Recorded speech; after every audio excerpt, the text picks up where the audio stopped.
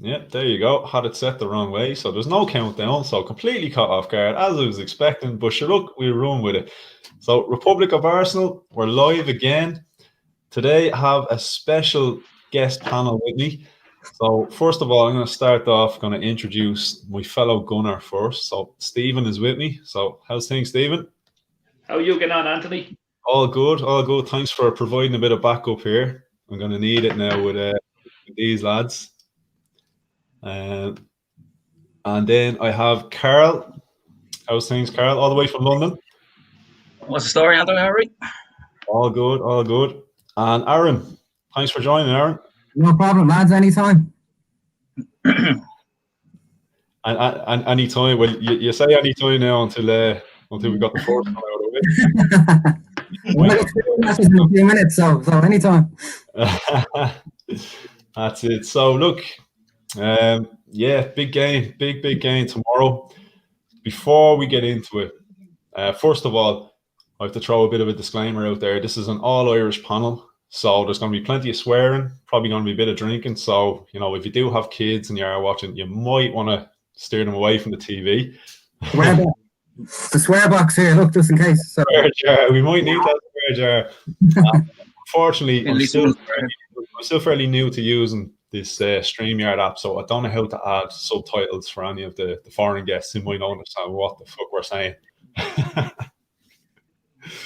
So look, before we get going, we're probably not going to agree on an awful lot of stuff, but before we start, I have to ask a question, something that I feel very, very strongly about. Hopefully this might be the one and only thing we agree on for the whole night. So I'm going to throw this question out to the whole panel. Harry Kane, dickhead, yes? Yes. Yeah. Is it unanimous? It's the one and only thing we're going to agree on tonight. Good player, though. As long as we're all in agreement, Harry Kane, absolute dickhead. Hazard. Look, halfway tomorrow, Emirates Stadium, Arsenal against Man Utd. Arsenal coming into this game currently 9th in the table. We've played 20, only 9 wins, one of them being against Man Utd. Just have to throw that in there. We've 3 draws, 8 losses, overall 30 points. United currently sitting in 2nd. Haven't lost an away game all season coming into this one. I think United are over a year since last lose. Yeah. It's an away game in a year or so. It's been a long time anyway. So Arsenal probably the same time since Sheffield United had a win. Yeah, thereabouts, I'd say. I was just waiting for somebody to say that. Well, look, Arsenal have been breaking all the records this season, so let's hope that that's not. Reasons, yeah, 100%. Yeah. So look, United 20 games played, 12 wins, 4 draws, 4 losses, one of them being against Arsenal. Just again, throw that out there. 40 points overall. A win in this one sees United keep up the pace with league leaders Man City. A win for Arsenal sees us cut the gap between ourselves and United, which at the moment is 10 points. So we might chop it down to 7. But look, more realistically, I think for us, we're looking for that top 4 Champions League finish. We're not chasing the title. But look, so first of all, before we get talking about the actual game itself, I'm gonna just we just have a quick little chat. I just want to get a couple of your views, how the season has gone so far. Stephen, being the Arsenal fan, I'm going to start with you. So look, start of the season, Arsenal, we started out okay. Couple of wins on the bounce, beat Fulham, beat West Ham. We got ourselves a win as well later on against Sheffield United, fairly standard as you'd expect. But I think the kind of reality hit us when we played the big sides, as it normally does. We lost against Liverpool, we lost against Man City, beaten by Leicester. Did manage a win at Old Trafford. Again, I'm going to keep throwing this out there. We did beat United at Old Trafford. From that game, I expected us to completely kick on. I thought we finally got a win against a big side. That's us set now. We'll kick on from here. Didn't happen. We went 7 games in the Premier League. The only games we got a win in was the Europa League games. So it completely went the opposite way. Now, at that point, 7 games in the league without a win before the Chelsea game and a bit of a turnaround. At that moment, were you Arteta in or Arteta out when things were going bad? I don't think he had enough experience for the Arsenal job himself. He's with Guardiola at City for 3-4 years. Mm. You never really see a assistant manager coming in and taking up a top 4, top 6 team. Yeah. I don't know, Arteta, like being a captain of Arsenal, which the same was Lampard at Chelsea. Yeah. That's why the fans have been so disgusted about Lampard getting sacked. I don't know, like he's after the likes of Smith Rowe after coming in, after doing wonders with him. Yeah. I think Kieran Tierney's probably the best left back in the country at the moment. Yeah. There might be an argument there for the lads. Luke Shaw's doing okay lately. Yeah, it took him 5 years, but yeah, he's had a couple of good games. So yeah, so I don't know. I'm happy enough at the moment. Why it was going bad, why we went through that rough patch, whatever about now. But at that time, you know, do you think he was lucky to have hung on to the job at that time? Without a shadow of a doubt. Yeah. Like anyone else, any big manager at a big club wouldn't have stayed there that long. Mm-hmm. I think it's because his contract probably is an awful lot lower than the top managers. Mm-hmm. I'd say that's one of the reasons why he was kept on. Typical Arsenal looking for the easy, cheap alternative. Yeah, the stopgap. Yeah, that's more or less what it is. Yeah, no, look, 100%. But look, similar kind of question for the lads. From an opposition point of view, like Ole has gone through a couple of similar things himself. You know, he's been in the same kind of boat that Arteta found himself in. You know, he's an ex-club legend. You know, he took over the job. Ole came in as the caretaker manager, and things went great for him, and people were calling for him to get the job on a full-time basis. He eventually got the job. Things went a little bit pear-shaped. You know, he divided the fan base similar to how Arteta has divided the Arsenal fan base. People calling for Ole's head. Now, okay, United had a blip the other night, but they're still well in the title chase. You know, they've transformed. They seem to be, you know, finding themselves under Ole. Do you think, I'll go to Aaron on this one, how important is it to give the manager adequate time, and how much time do you give a new manager to, you know, find his system? it's kind of it's tough enough these days because people are looking for immediate success. But I always go back to Sir Alex Ferguson. Sir Alex Ferguson joined United in November '86. He didn't win his first trophy till 1990. It's the FA Cup. They were saying if he didn't win that trophy, he would have been sacked. And, you know, 20 or 30 years later would have never happened. So it's a tough one. I think managers nowadays are kind of lucky. The fact that we're actually in a pandemic and there's, you know, it is kind of affecting everybody apart from Frank Lampard. But yeah, no, I think Ollie, personally, if you're asking about United anyway, I think Ollie's doing a great job at United. And I've been watching him. I'm 36 now. I've been watching him since I was 7 years old. You don't look a day over 21. Thanks, man. Thanks very much. Tell the tea, you know. Tell the tea. I think he's done a great job. I really do. So, like the last 7-8 years has been really, really the closest thing I'll ever feel like being an Arsenal fan. To be honest with you, they haven't been great to watch. But the last year now, I actually like watching United, and I haven't seen that since Fergie, and I think all of that's down to Ollie. I think he's gotten players that have the right attitude. I think he's gotten rid of people that are only there for themselves, and he seems to be steering the club in the right direction. So yeah, I think it's important anyway to give people time. Man. Yeah, 100%. And like you were saying there, you know, he's found out, you know, who he needs to get rid of, and like that, he needs time to, you know, add the players to play the system he wants to play. And I think with Arsenal, we're kind of going through that as well. And again, it comes down to how much time do you give a guy to be able to implement his system, bring in his players, his style of players. And you can see with Arsenal now, especially, we're starting to weed out the players that I know I guess many others would consider the dead wood at the club. Okay, I like the guy, but Socrates hadn't played all season. We released him, which is fair enough. Hopefully, fingers crossed, Steve might agree with me. Mustafi might be next on the hit list. Even Ozil, these guys, I think they sort of overstayed the welcome. They weren't in his plan. You've got to give him time to replace them. Get rid of. William that you just signed, I think, hasn't really cut the mustard. And I was impressed with Arteta that he wasn't afraid to leave the likes of him out and put in young players like Steve was saying, like Smith Rowe, like Saka and people like that. Because the two of them have been your two best players, I think, the last month or two. Yeah, definitely. And maybe I might throw that one to Stephen there. A lot of people again saying that Arteta, we've seen a bit of stubbornness from him this season, with the sides he's picked. He, I think, tried to play it a bit safe early doors. He was playing the experienced players and they just weren't performing, and he would continue to pick them over and over again. And people were calling for, why not give Smith Rowe a chance? We've no creativity, play the young guys. And whether he has wanted to or not, I'm not 100% sure, but his hand has been forced a small bit with injuries and suspensions that he's had to play some of these guys.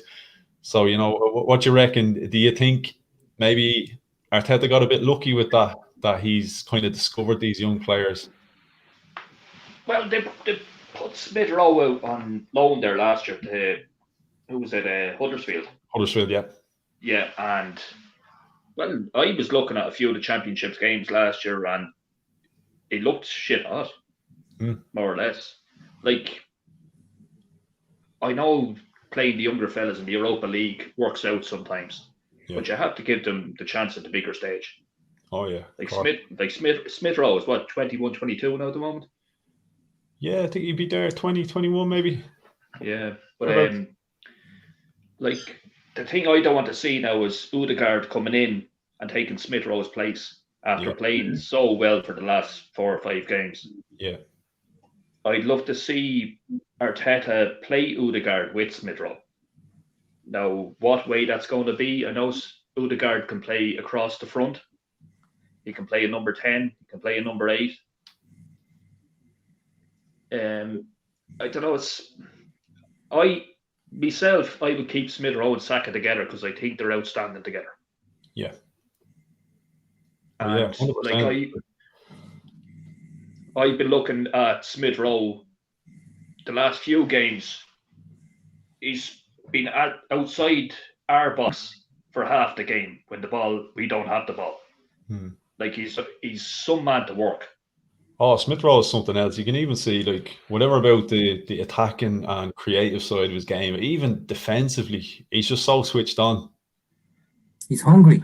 The commentator was saying there in the Southampton game there the other day that feels like Grealish, which I agree 100%. It's the socks. Yeah, the socks. But his style of play as well. Yeah. Style of play as well. He's so much of a good work rate. Yeah, he's tenacious. As Aaron was saying, this is where you see the difference with with Smith Rowe playing the kind of number 10 role, and maybe the argument people had with Ozil the last couple of seasons. Does he want it anymore? And you can see Smith Rowe, he's a different animal altogether. I personally think Smith Rowe at the age he's at now is probably better than Ozil was at that age. Now, I don't know whether people would agree, but just that's my feeling. I know they're a different style, but maybe if he can go on to even be half the player Ozil was in his prime, I think we've a good player on our hand. But Carl, you're starting to look a bit lonely up there, so I'm going to fire one over your way. I'm going to bring it back to... I was just reading the comment. Yeah. Just make sure you're still awake. So look, in terms of... So for giving manager time, okay, we've seen Lampard. Lampard spent what 210 million this season. Didn't work out for him. Yeah, he didn't get the results he was looking for despite the money he spent. Now, okay, I don't know from a United perspective whether Premier League success was on the cards coming into the season. I know it potentially is now, but I don't know whether that was the thinking coming into the season. But like Ole has spent money himself.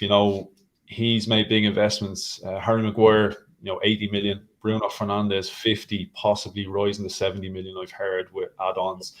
Donny van de Beek, 40 million. Cavani was on a free, but I'm sure that's a big salary.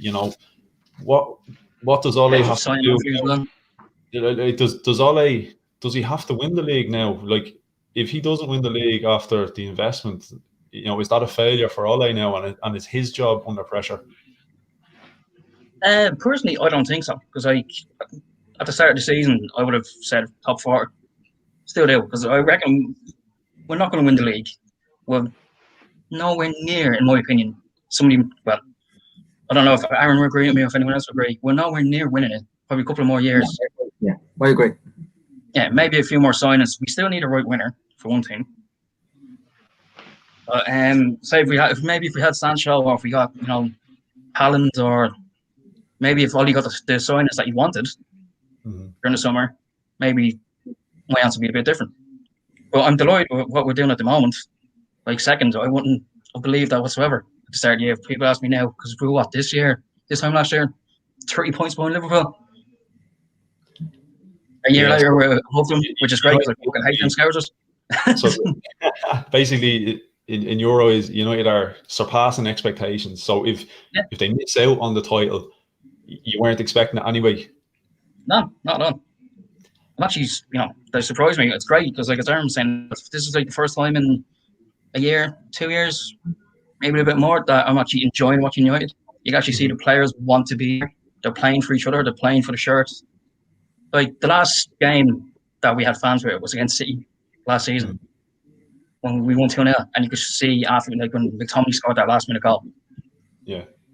You've seen, like, the fans were going crazy. Like, it's been a long time since we saw something like that at Old Trafford. It felt like United again. I haven't felt like that in 7-8 years, as I said. I was saying that, like, I was working for it. I was sadly working for the game, so I couldn't go out in the piss watching it. But I said that to a load of people. It's just like, this actually feels like Man United. Because, like, Ollie got rid of the shite that we didn't need. And he brought up a few of them, young lads that are, I think they're all decent players. Greenwood, I know this season, he's trying, maybe worked out a bit. And Williams, decent left back. So if he keeps doing that, and there's a couple of other young lads that are coming through at the moment, I was reading that they look decent. The future looks bright anyway. Yeah, you've that lad Garner. He's supposed to be good, isn't he? He looks a good player. Yeah, he's on loan at Watford at the moment, isn't he? He's doing very well. Yeah, so he's like spoken highly. If Henderson gets a look in a couple of more games, I reckon, I know De Gea is only 30 now. He's got another few years left in him, but Henderson's we definitely keep it there soon. The problem you might run into now with Henderson, he does look a good keeper, but he's done his stint out on loan. He's getting a little taste of action at United this season. Played a couple of cup games now, hasn't he? This time next season, is he going to be happy to play number 2 to De Gea? Similar to the problem we had with Leno and Emi Martinez. I don't think it's a bad problem to have. I think it's a good problem to have. I think the fact that Dean Henderson's a massive United fan. I don't know if you've ever seen the picture of him with De Gea when Dean Henderson was only 10 or something. It's hilarious looking at the two of them in the picture. But he wants to be there, and he's a really, really good keeper. And I think De Gea needs that, for someone to give him a bit of a kick up the arse. Yeah, and, a bit of competition. De Gea this year, I think, has been it's probably the best he's performed in the last 2-3 years, I'd say. And I actually think Ollie has done that in quite a few places. The fact that you mentioned Luke Shaw earlier on, Luke Shaw has been Luke Shaw since he broke his leg, unfortunately. Yeah. And I think a lot of that is to do with he had no competition. So he's giving him a massive kick up the arse, and now he's playing really well, and seems to be like that all over the pitch, really, apart from right wing, Carl said. I'm probably right back. And you need that as well, because that would have been like my argument for Emi Martinez and Bernd Leno. Okay, look, you have two guys who, they both became number one. Okay, Martinez he did his time. He was at Arsenal 10 years before he got that run in the team. And okay, we only got 12 games, but he was epic in the 12 games. He was absolutely brilliant. So obviously a guy like that, he got a call up to the Argentine national side. he's not going to be happy to play number 2. But it's, although you understand, especially in the goalkeeping position, whatever about if you've 2 world-class centre-backs, you're going to be able to rotate and play them, or strikers or whatever. Goalkeeper, it's tough. A guy gets a bit of first-team action, he does well, gets a few international caps. He's not going to be happy to play Europa League and Carabao Cup and all that. So I understand. My fear, though, when we got rid of Martinez, I was thinking, what's going to happen to Bernd Leno? We brought in the Runarsson lad, and you could see he's just not quite up to scratch. And the fear is, if you don't have a guy pushing you, day in, day out, do you become stagnant? Will your performances drop? You don't have that fear of losing your place. Now, we've been lucky. Bernd Leno, Stephen, I'm sure you would agree. Bernd Leno, in my opinion, he's still one of the best keepers in the league by a long shot. Best shot stopper anyway. Yeah, he's quality. Even better than De Gea, shot stopper than De Gea. Ah, yeah. Really? Without a shot of a doubt. That was better than De Gea, actually. Good old Jay Leno. I thought that might get a bit of debate going there. No, fairness, I'm a bit biased, obviously, because Leno's the Arsenal keeper. I'm fully willing to admit Leno has got a mistake in him. The mistake I see from Leno is like that brilliant shot stopper. His problem for me, he parries the ball out in front of himself a bit too often for my liking. He usually parries it out to, if the striker's waiting just for a tap in. De Gea, just from what I've seen, he tends to just switch off from time to time. You know what I mean? He's not great at set pieces, De Gea. He never has been great at set pieces or dealing with corners or anything like that. And you see that against Sheffield. They seen that was a weakness, and they all gathered around him, and that's what he scored. So yeah, 100%. Yeah, look, while we're here, just want to give a big shout out to everyone in the chats. The chat box is starting to fill up a bit, so thanks very much, everyone that's joining us. We will try get around to some of the messages as we're going through. I'm very easy distracted, so my attention is a bit all over the shop. I'm trying to talk and trying to watch the chat box. So big shout out to everybody that's here. Really do appreciate it. So look, this game back in the day, I know for me growing up, United Arsenal was the game. Whatever about your Manchester derby, whatever about your North London derby, back then, I think what made this game special is, it was basically United and Arsenal. It was going to be one or the other fighting for the title. Okay, the North London derby is a special game, but Spurs, weren't, I guess, the Spurs of today. I don't know whether they're the Spurs of today or we're just not the Arsenal of yesterday. Do you know what I mean? The same Man City. Man City didn't have the billionaire owners. They were basically a nothing club. I've lived through a Man City relegation. You know what I mean? So a lot of people probably don't even remember that.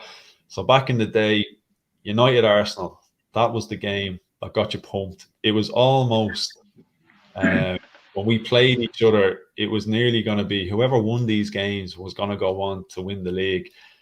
Nowadays, what you reckon is it's still got that, okay, we've different sort of aspirations, fighting for different positions in the table. United are looking okay for the title. If we got top 4, we'd be over the moon. So obviously we're not looking at the Premier League being realistic, but has it still got that same kind of spark as a fixture? No, I don't think so, because there's not only 2 teams in the league anymore. There is a top 4, top 5, top 6, and it's always been Chelsea, Man City, Man U, Liverpool, Arsenal. Well, a while ago now, but it's back then it was Arsenal, Man U. That was it. There was no one else. Yeah, that's it exactly. Like, I know back in my day, growing up with Arsenal, like I said, it was Arsenal, United. Every now and again, you might have got another team would kind of run you a little bit close, but generally it was the 2 sides.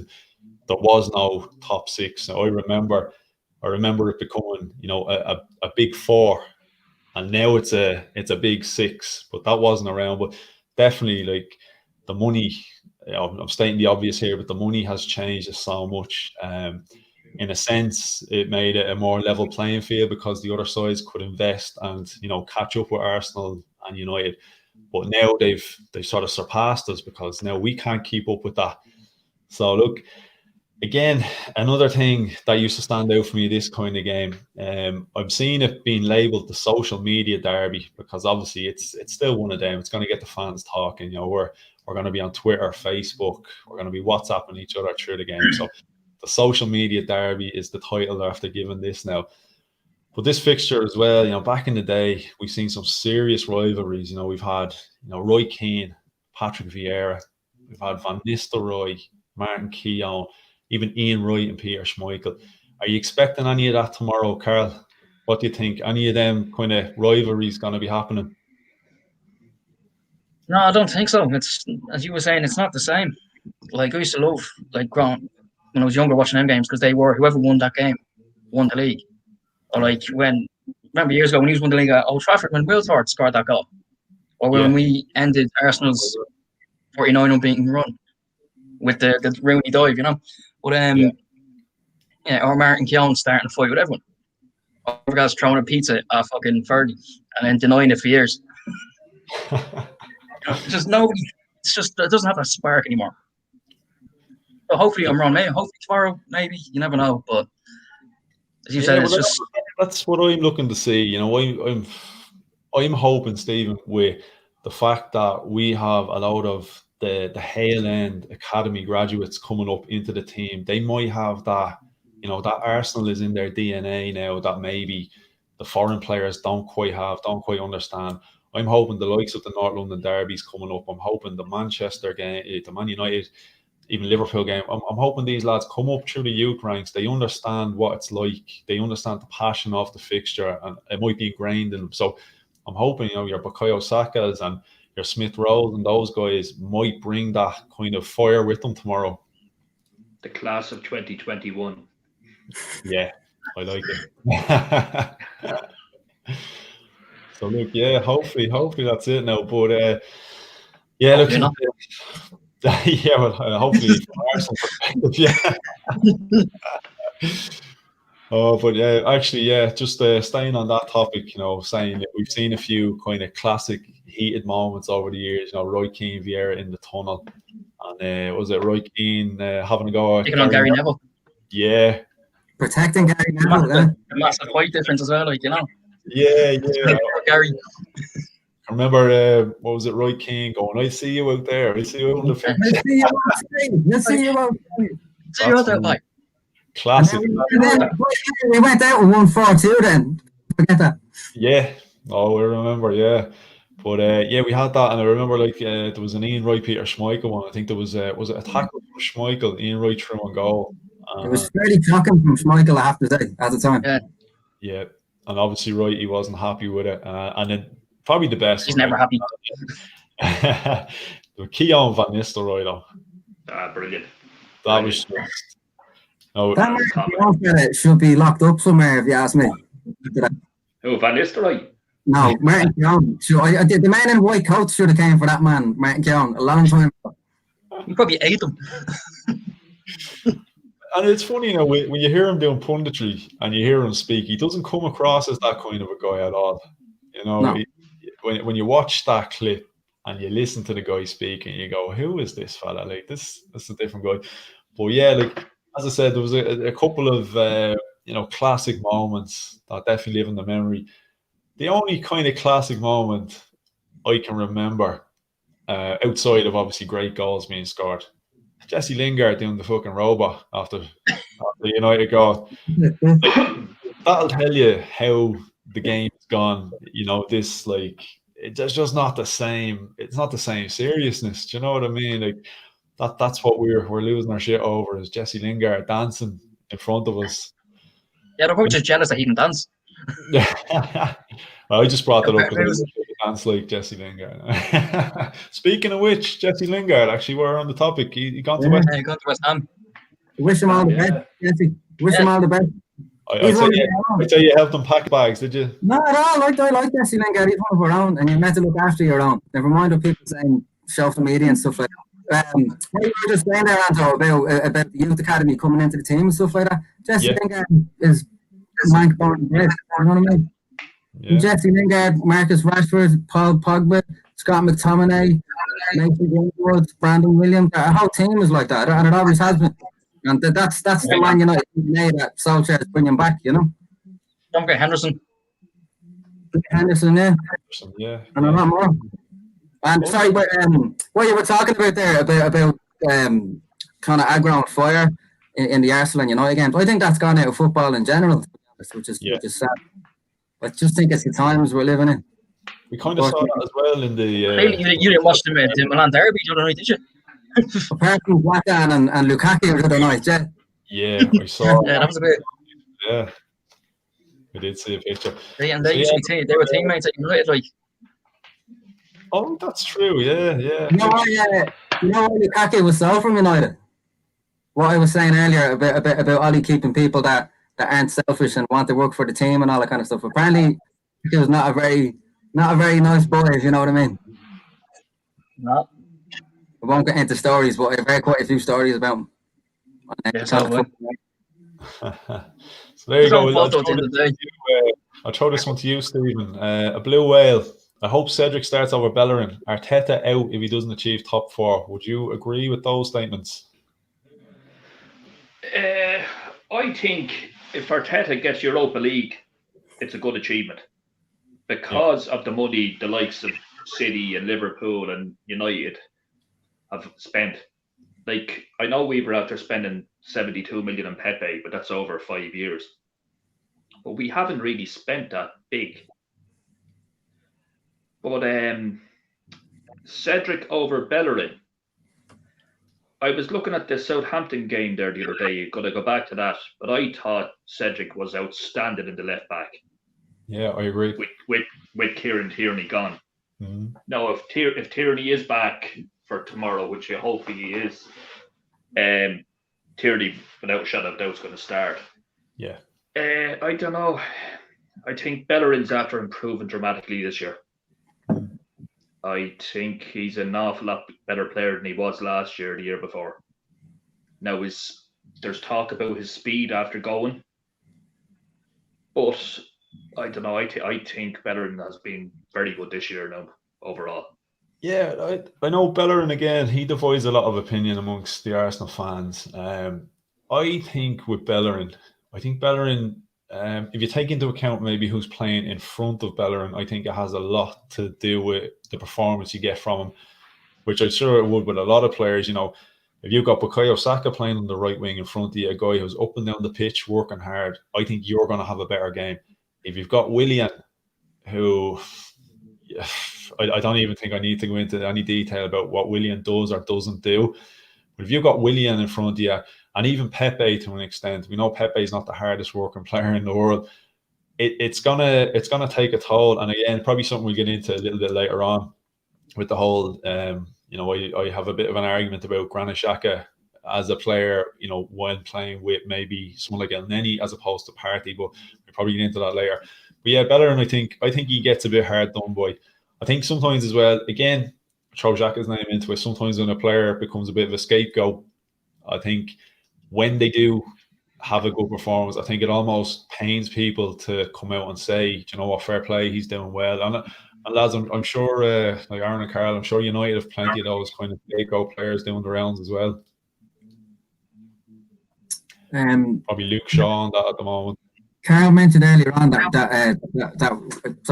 about we don't have a right winger. We actually haven't bought a right winger in like 10, 11 years, which is insane. So when we have people like Greenwood out there and Dan James, they have a good game. We're like, oh yeah, they have a really good game. But then I've noticed it with last year, Pogba was missing for most of the season. He was injured, and then we had McTominay and Fred playing centre mid, and they were playing really well. But then Pogba comes back for the Spurs game, and then you go, well, oh Jesus, that's what a midfielder looks like, kind of thing, you know. So I'd love to see if we bought a right winger and to see what it does for the team, you know.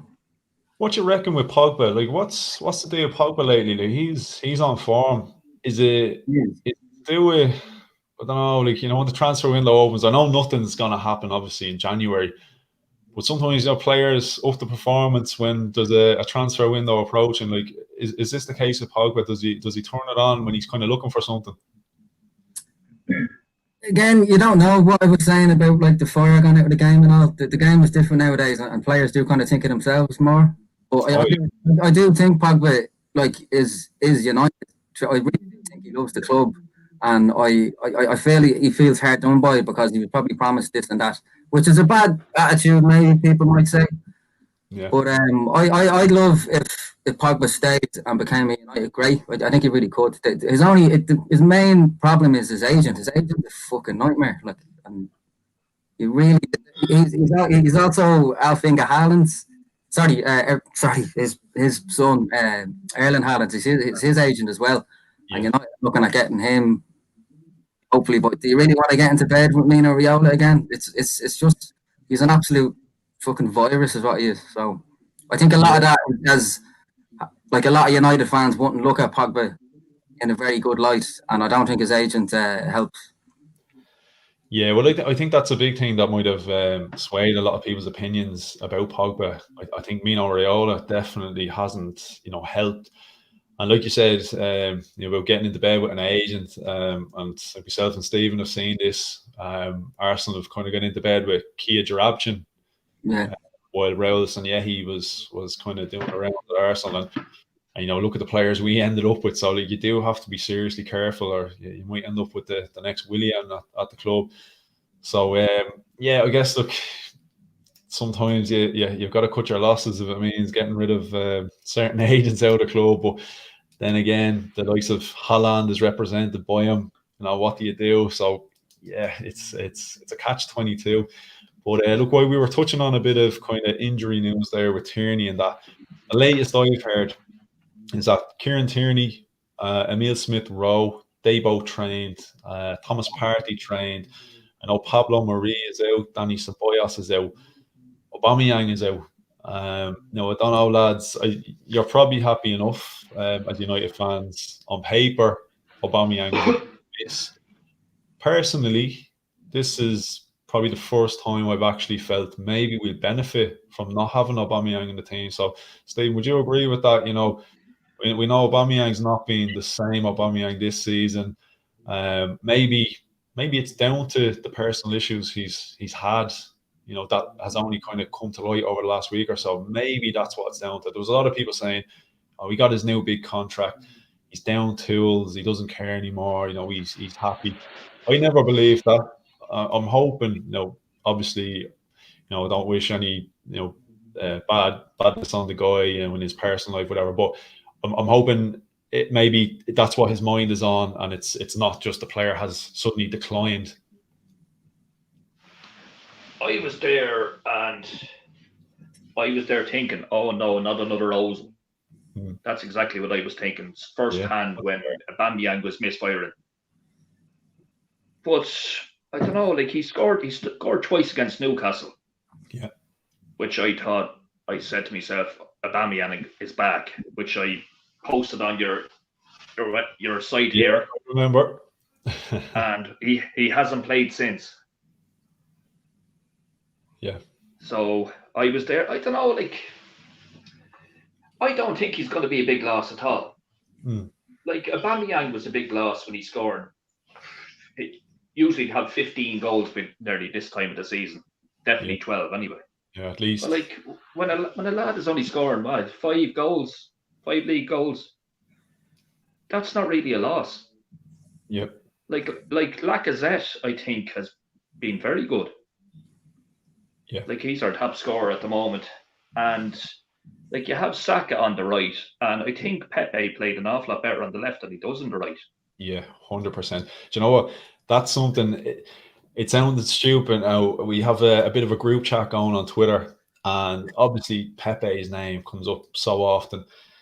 And I just said, I threw it out there. I said, lads, this is probably just going to sound ridiculous, but what if Pepe, instead of playing on the right, why not stick him out on the left? Which sounds crazy to think that that's a mad statement to make, but he's a right winger. He's seriously left footed. My feeling was, I think the problem with Pepe is he's a huge kind of confidence orientated player, whereas like if he's not feeling confident, he's not going to play. Kind of similar to how I felt Theo Walcott was back in the day. Sometimes Theo Walcott score a goal and he'd be a different Theo Walcott for the rest of the game as he was up until he scored that goal. I think Pepe is largely the same.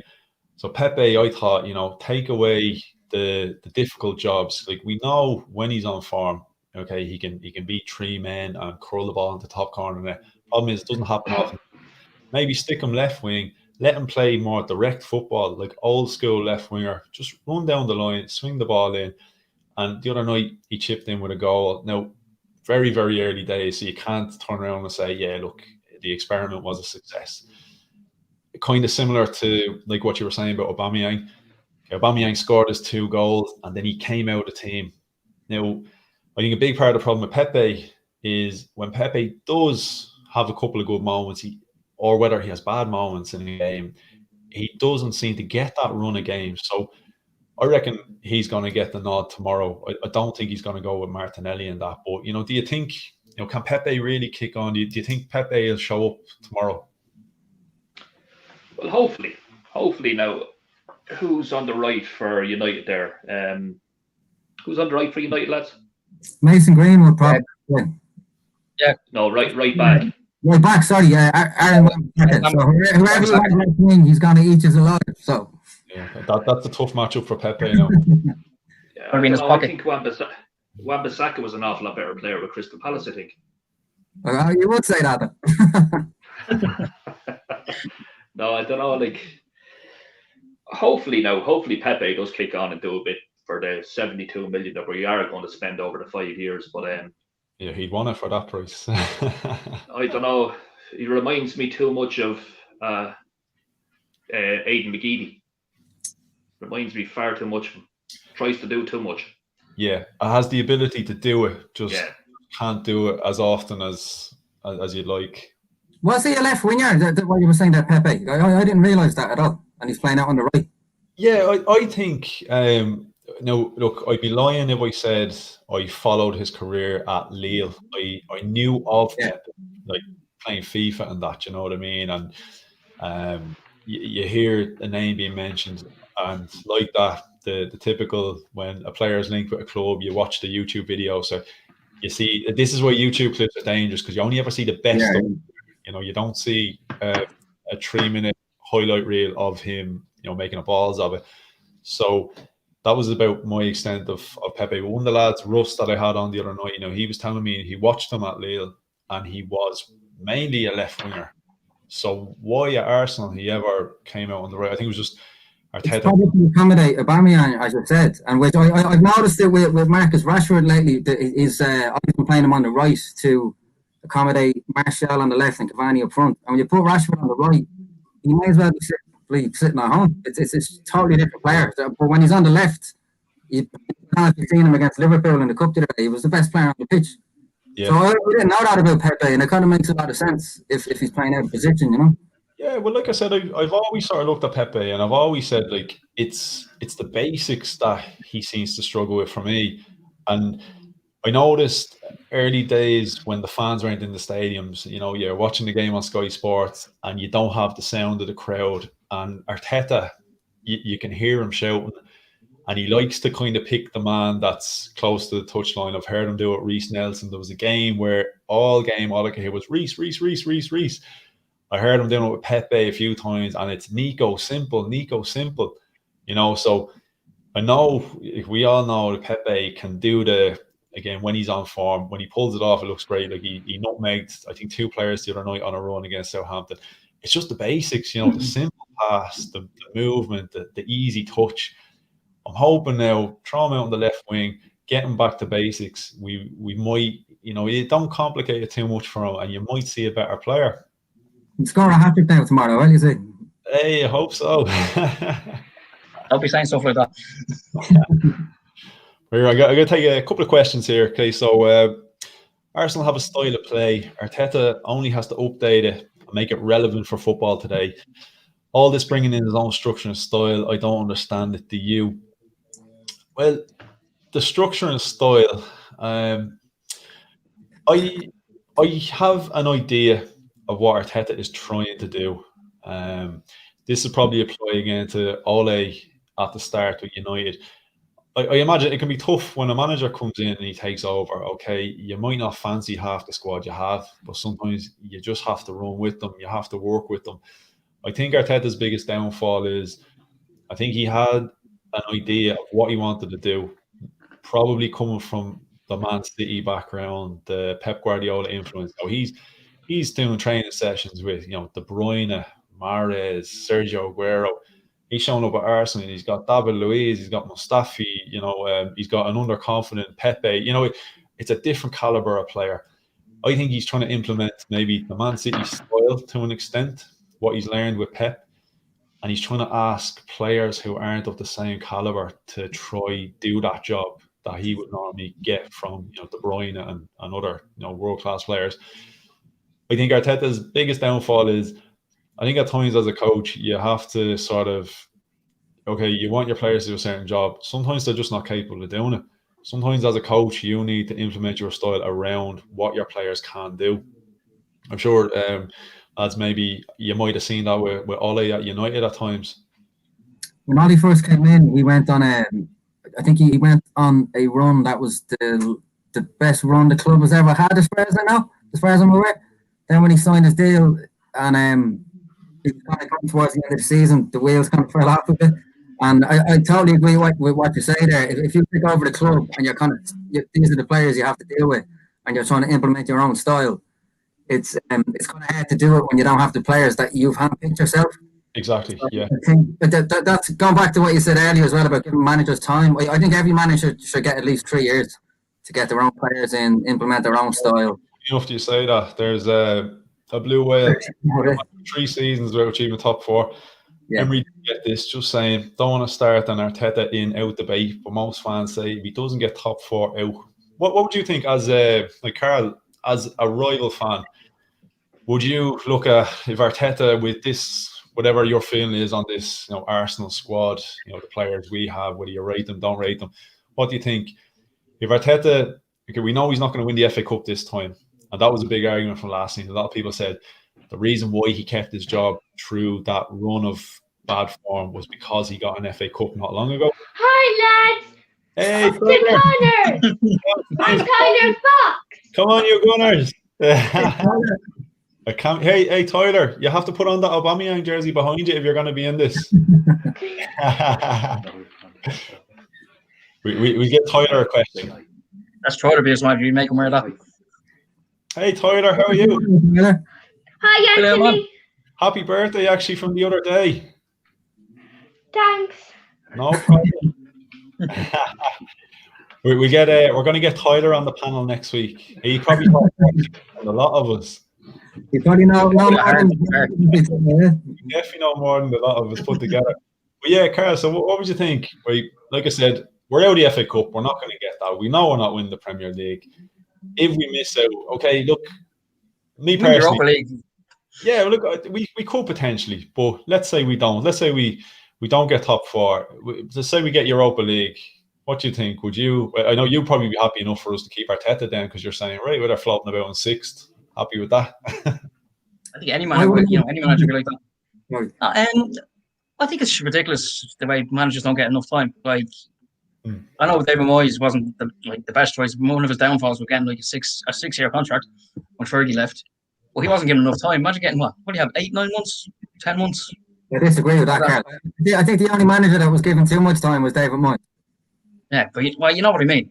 Like, he didn't get probably a season and a half, maybe. He should have got, but no.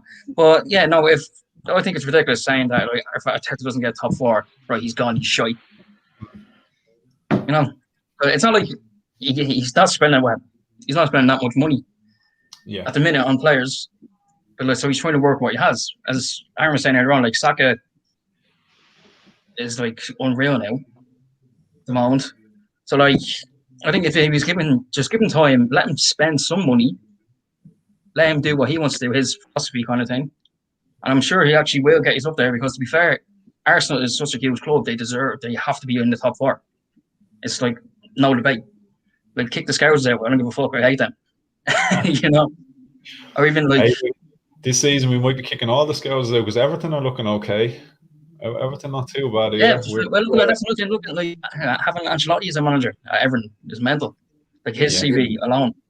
I think Leicester have taken Arsenal's place in the top 4, which is really strange. Yeah, I really do think they have, like the last couple of years. And Leicester? it's weird not Leicester having don't spend money either. Yeah. No, they did sell players to us for ridiculous money. I tell you, Yeah. we missed out that time when we were close to getting Jamie Vardy. I think we should have gone from that Yeah, time. they wanted what 30 million, and Arsenal said no. Or something like that. I think he wanted to stay at Leicester was the team, wasn't it? Well, that's what they said in the end. They said that he turned us down. But you know, I'd say if we were willing to make the right offer. Yeah, you don't know. I tell you, he's some sign. I know what he cost. I actually seen it. He cost tweet. £1 million from Fleetwood. Yeah. I seen a guy tweeting the other day. It was an old tweet. A guy retweeted it saying, "Jesus, like this hasn't aged well at all."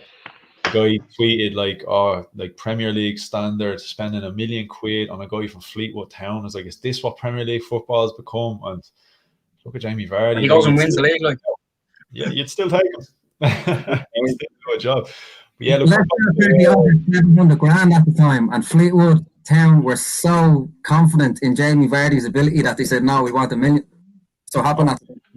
I'll tell you, even at $1 million, they definitely could have gone a lot more. That's crazy money for a conference team, you know.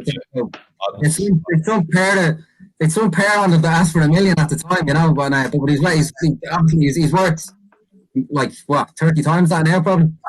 Yeah, well, look, they knew if they didn't get $1 million then, in 6 months' time, they probably would have got at least $1 million elsewhere, you know. But just kind of going back to that with the Arsenal and the top four. I'm not looking. Of course, that's the goal.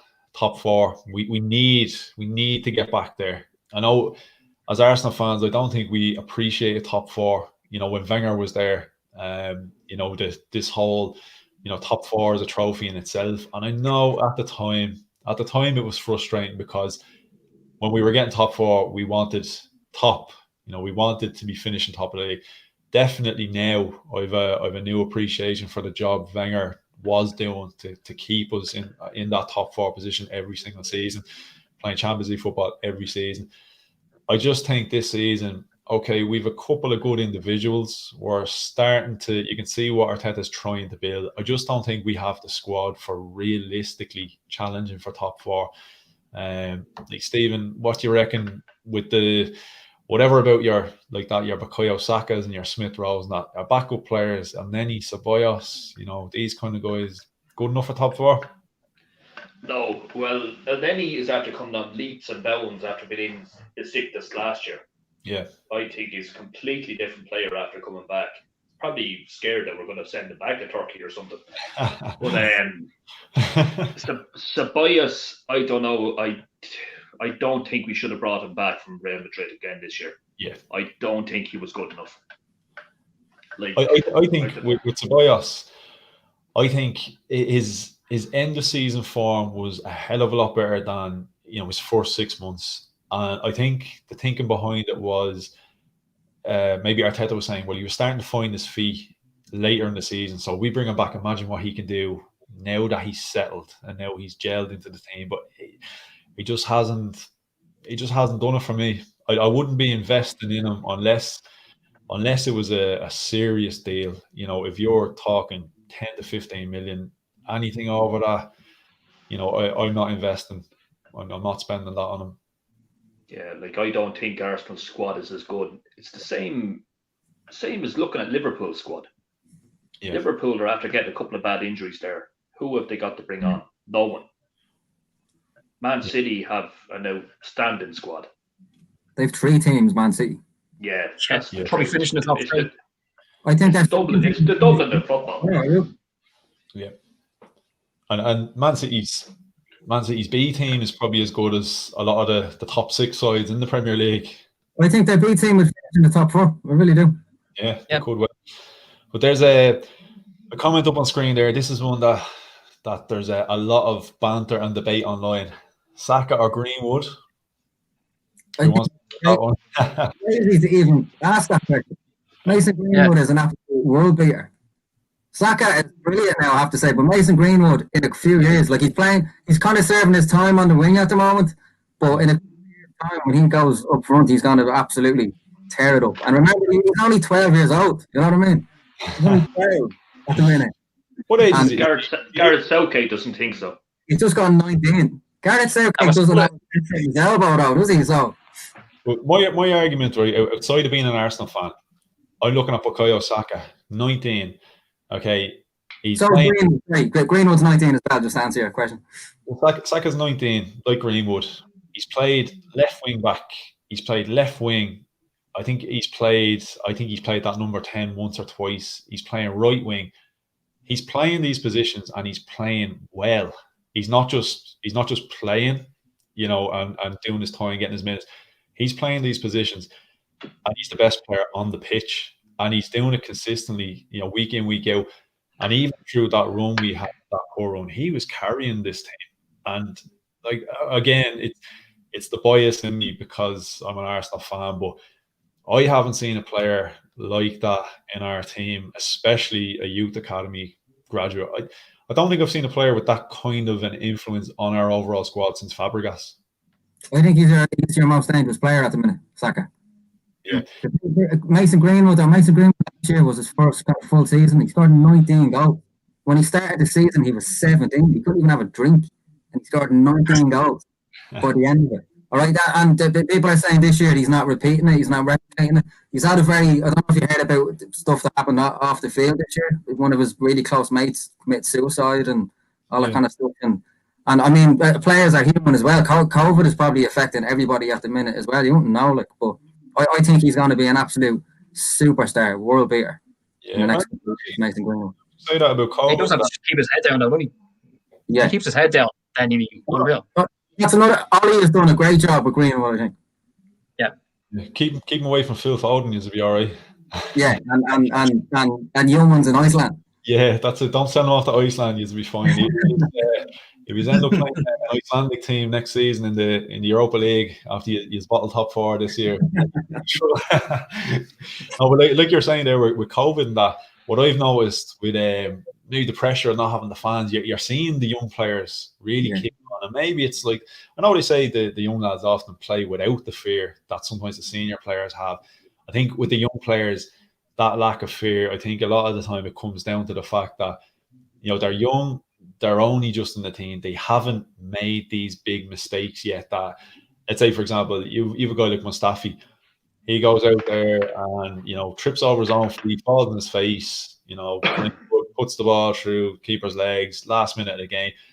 He's getting absolutely slated, and that plays on his mind the next time he steps out on the pitch.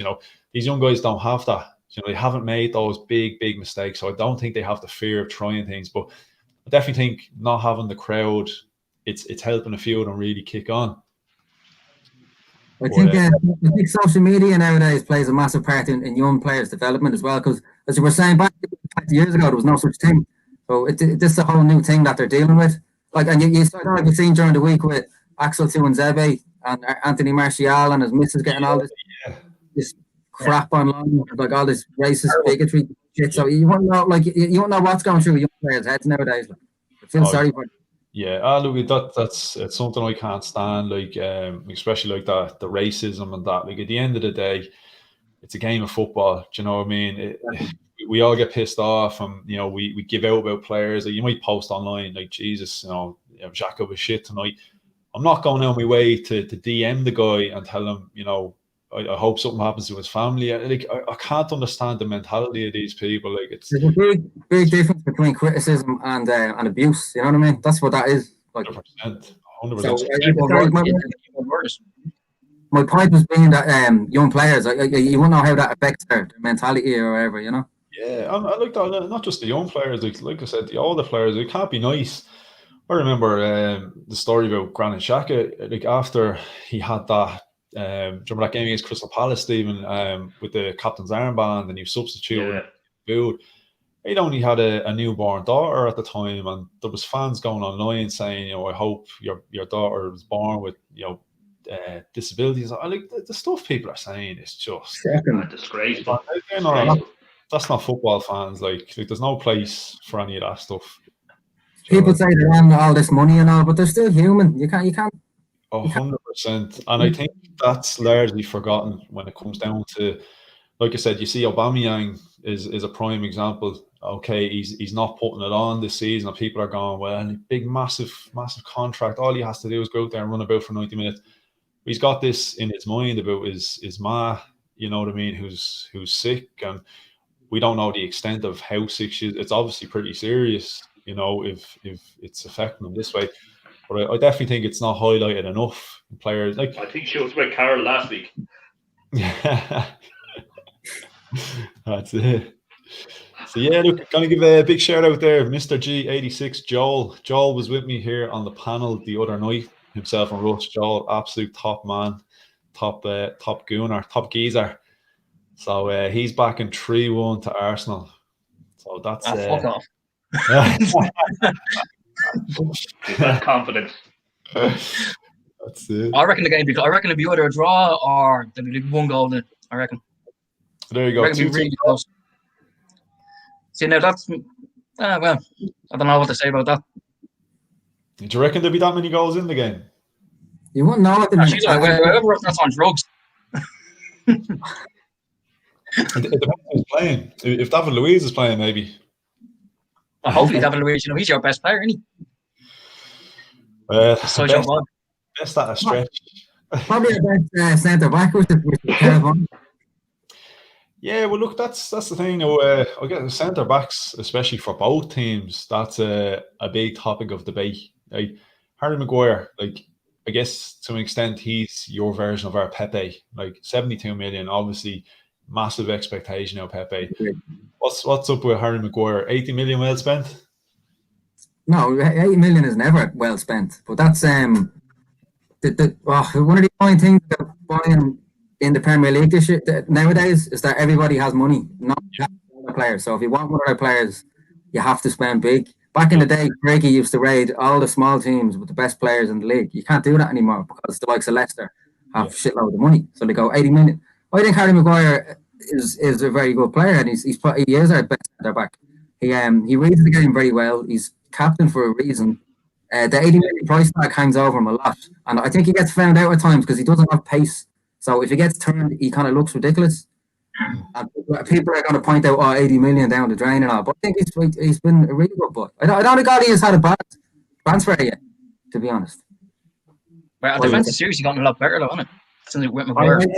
I think he needs somebody like Eric Boyd beside him. But the fact that Eric Boyd's legs and knees are made of fucking paper, he kind of has to swap with Victor Lindelof, and so I think he needs, like, if we got Upamecano from Leipzig who we're linked with, somebody like that. Like, if the fact we're going for an Eric Boyd type player and we have Eric Boyd, tells you how bad he is with injuries. But I think a player like that would be very beneficial for him. Yeah, 100%. Like you said, that, you know, no matter whether he does good or does bad, the 80 million, if he does something good, they're gonna say, well, ahead all the time. So. Yeah, it's like for 80 million, it's like, well, that's what he should be doing. And if he does something bad, that's all you're gonna hear is 80 million. It's the exact same with Pepe. I was going to say what you were saying about Pepe. He's your most expensive signing, I think, isn't he? Yeah, and you know what? Like, he just, to me personally, okay, we spent 72 million on him, but I think if you're spending money like that on a player, you know, you've got to be sure, like, whatever about a player, you know, has time to develop, and that sometimes, you know, with a certain player, like if you, like, I tweeted out the other night, Bukayo Saka had another blinder against Southampton, and I tweeted out, I was like, Bukayo Saka is the type of winger you're spending 72 million on. He just has that kind of confidence on the pitch. Like, he knows he's a good player. He's sure of himself. He knows he has ability. To me, again, I didn't watch Pepe at Lille, but again, it is hard to judge from those YouTube clips and highlights. But even watching him from those highlights, he didn't feel to me as though, you know, this guy believes he's a 72 million quid player. Even the unveiling that he had at Arsenal when they handed him the jersey, he looks timid or something. Do you know what I mean? Like, he's... What age is he? He's only young, isn't he? So 25? Is he? I thought he was younger. 24, 25, yeah. That's the age you kind of want to be kicking on a bit, isn't it? So yeah, well, look, it's at that kind of age, you know, you'd sort of want to be believing you're a world-class player, you know, if you're going to be one. I know some people are late developers, but Cristiano Ronaldo at 25, you know, I'm sure he was... Ronaldo now, he's nearly 36. Look at me, still banging the goals in. Yeah, and you know what? He probably played till he's 46 and he'll still be banging. He playing to the 40s, I'd say. But what was Ronaldo to Real? Was he 80 million, was it? 80 million at the time, which was a world record. And now you're looking at going, we were absolutely, you know, when you think about it. But But Jack Grealish is worth over 80 million, and he's on 80 million, yeah. So big shout out to Russ. Russ was another lad that was with me the other night. So what's happening, Russ? Michael Byrne, do you reckon Bruno will score and is Peter Foyle going to sign for Arsenal? What do you reckon, lads? Bruno is like, has there been a better player in Europe the last 12 months? Well, Bukayo. No, biased, but you're looking at his stats and they're absolutely fucking ridiculous. Like, you were looking at his stats in Portugal and he was getting, like, I think, did he 30-something goals and had 30-odd assists in 1 year? What's that thing? He's got won the Premier League. He's got, like, what, 28 goals and 18, 19 assists for the moment. I'm immediately thinking, like, you're not going to replicate the stats you get in Portugal to England, but never went wrong. And since he joined United have won more points than anyone. Yeah, well, that's another thing I'm always wary of when you bring in a guy, say, from the Portuguese league, and you look at Falcao, and I know he did well at Atletico Madrid, and that playing in France for Monaco, playing for Porto. Sometimes the stats are a little bit padded. Do you know what I mean? He's with Galatasaray now as well in Turkey, now, isn't he? Yeah, and I haven't been following him at all. He's probably banging in goals again. I don't. For United when he was here, I remember. Yeah, that's it. So, but look, if he's managed a penalty tomorrow, which is probably fairly likely, penalty outside the box. You know, he has more goals inside the box than any other midfielder in the league this year. Do you know that? I think every goal he scored this year has been away from the home, hasn't it? He hasn't scored in Old Trafford. Yeah, when we lost 6-1 to Spurs, he scored a penalty, remember? He did. After 2 minutes, he scored a penalty and then, well, shit the fan. A lot of our league games in Old Trafford this year have been shite. We fucking drew it all with Chelsea. We lost 1-0 to Yales. We lost 3-1 to Palace. We'd much better away this year than at home, obviously. But all our defeats in the league have come at home. Literally. Yeah. Yeah, that's a short beat all at home. With coyg, though, I think home and away is redundant this season because there's no fans. I think it's strange. Yeah, that's true. Well, that's probably affecting them as well. Because we got like the best record away for United, I think, and then we also got the worst home record or something. Record away in United's history, Ollie has. Ollie's 2 runs since he took over. He's the best record of any United manager. Twice he beat his own record, and now he has the best away record since the club was founded. And it's not bad from a PE teacher from Norway, you know. Yeah, you know. So I'm just gonna take a quick run through the questions here now, just to see, because as I said, I've a tendency to go off on a bit of a waffle, and there's probably some serious. Looks like you're daydreaming there for a minute, yeah. Well, I am. I'm only pretending here. I can't even read. Throwing out there. Bellerin up against Rashford or Greenwood, no chance. Bellerin does nothing to help anyone playing in front of him. Very limited. Stephen, what do you reckon? Rashford, Greenwood, Bellerin in trouble? Is he right back, Bellerin, is he? Yeah. So it'll be Rashford against him. Yeah, should be left back. I think any right back be in trouble against those two. Yeah, true. Like, it doesn't matter if it's Bellerin or it's Cedric Suarez or if it's even Ainsley Maitland-Niles there. Yeah. No, I don't know. It's Rashford and Greenwood. But say it's on the day. Are they going to play well? Rashford played out of his skin there the other night. Before that, he hadn't played so well. Yeah, well, that's it. I think we definitely. I'd imagine Ole is going to target our right-hand side, because even if he's not 100% fully fit, if he does play Kieran Tierney, I think the smart move is to not even try it with Kieran Tierney. Maybe I definitely think our right-hand side is the weak area. Even going forward, you can kind of... We always play more down the left out because we haven't got anyone on the right. We don't have a right winger. Like Mason Greenwood is playing there at the minute because we don't have one. Wan-Bissaka is the best defensive right back in the world, if you ask me. But going forward, he still has a lot to learn. Yeah, great slide. We're going to be predominantly going down the left, and we're like that nearly every game. So Yeah, well, look, If you brought Jadon Sancho, I think we'd be terrifying going forward. Terrifying. yeah, Yeah. that's you definitely need something else on that side. Well, look, maybe it might play to your favour the fact that we don't know what level Kieran Tierney is at. I just And think, I agree with Stephen saying he's probably the best left back in the league at the minute. Kieran Tierney. oh yeah, it would, He is. I reckon, look, himself or Andy Robertson, if you're going off even kind of last season, like Andy Robertson still got to be up there as well. How much did Tierney cost? About 12 million, which is an absolute bargain. 20. It was about 12 million, really. United were looking at him when Mourinho was there, and I don't know why they didn't buy him in the end, but he was a great. Mourinho was a cock. He seems to have a proper attitude, like a right attitude as well. Don't he? To see him training last week in the snow in a fucking t-shirt and shorts and all. Yeah, that's what he'll be out tomorrow. With hats and scarves and in his t-shirt. Yeah, do you know what? Kieran Tierney, not only a great player, absolute legend, though. Like, he's running around in the snow, fucking in the nip. He doesn't give a shite. He's going shopping in Tesco. You see him showing up at training with his Tesco bag. All the boys with their Louis Vuitton bags. He's showing up with a Tesco bag. He's just old school. You know, he'd be the type of guy. I reckon he'd fit in with the kind of old guard. You know, the all like the Tony Adams and the Dixons and the Winterburns. I think he would have. I think he should have been from that generation. Like, I don't think he's not this new social media type of player. He seems very good at he does. So yeah, he's a beast. For the money you get for Pogba, you could get yourself a hungry, talented player at the same level and have plenty of money left over. Could you get a player of Pogba's level nowadays for the money you get for Pogba?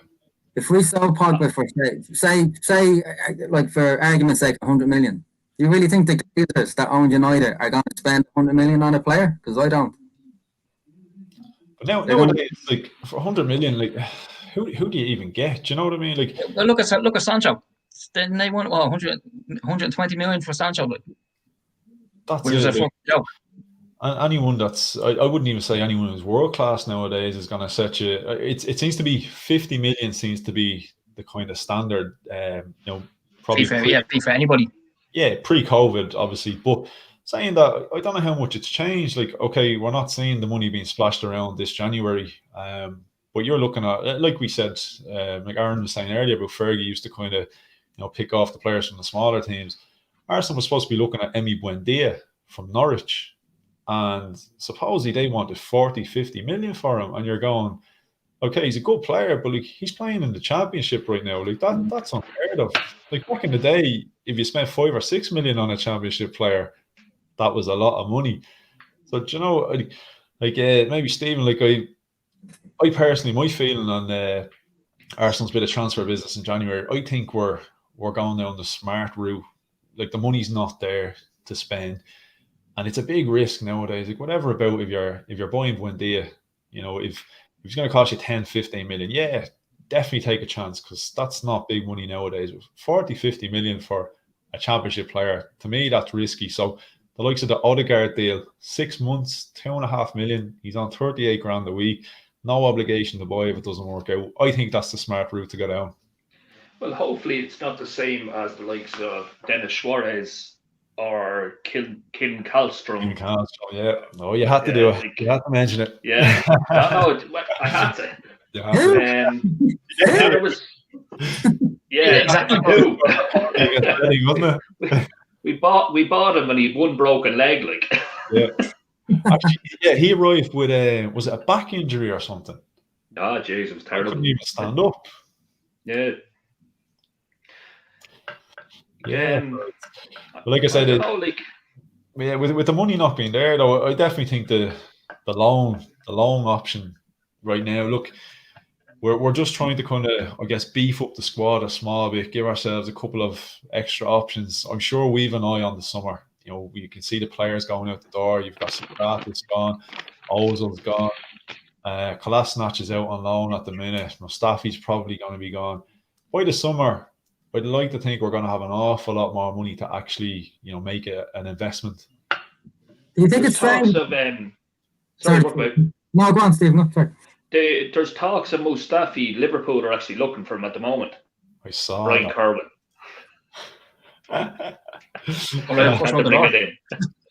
Is he up in Cork in Liverpool or something?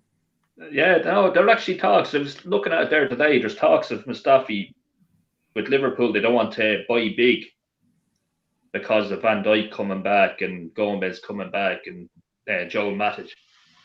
I think Matip would So, want better than fucking Mustafi though, wouldn't he? So Mustafi's the World Cup winner.